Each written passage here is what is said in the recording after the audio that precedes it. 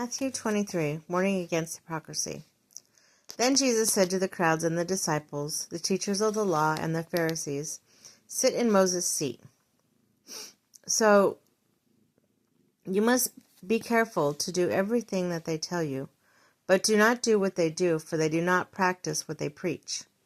They tie up heavy, cumbersome loads and put them on other people's shoulders, but they themselves not willing to lift a finger to make them move.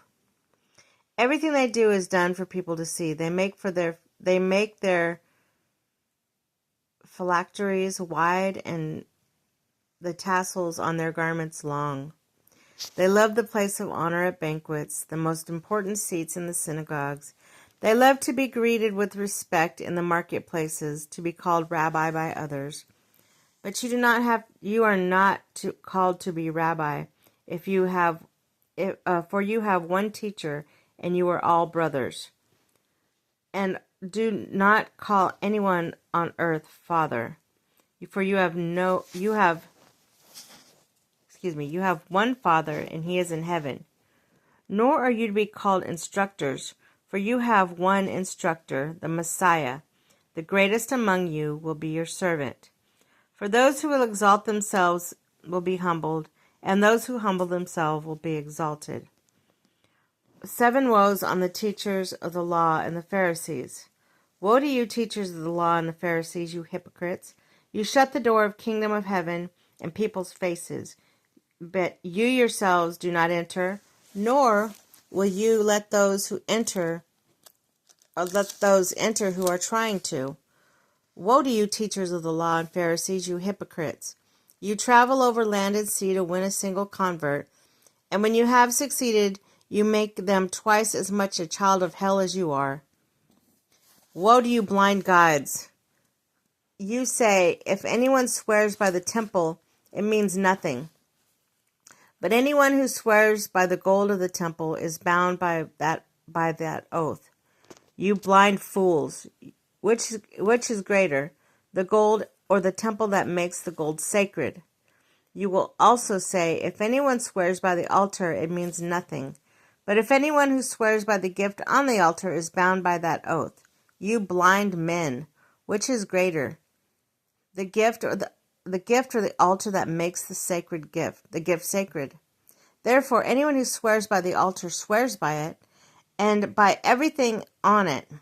And anyone who swears by the temple swears by it, and by the one who dwells in it. And anyone who swears by heaven swears by God's throne, and anyone who swears by heaven swears by God's throne, and by the one who sits on it. Woe to you, teachers of the law and Pharisees, you hypocrites!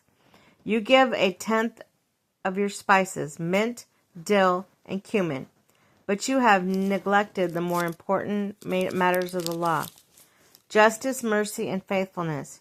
You should have practiced the latter without neglecting the former. You blind guides! You strain out a gnat but swallow a camel. Woe to you, teachers of the law and Pharisees, you hypocrites! You clean up the outside of the cup and dish, but the inside are full of greed and self-indulgence. Blind Pharisee! First clean the inside of the cup and dish, and then the outside will be clean.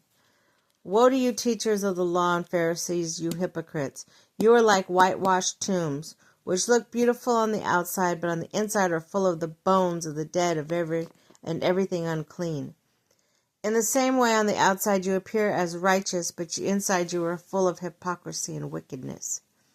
Woe to you, teachers of the law and Pharisees, you hypocrites!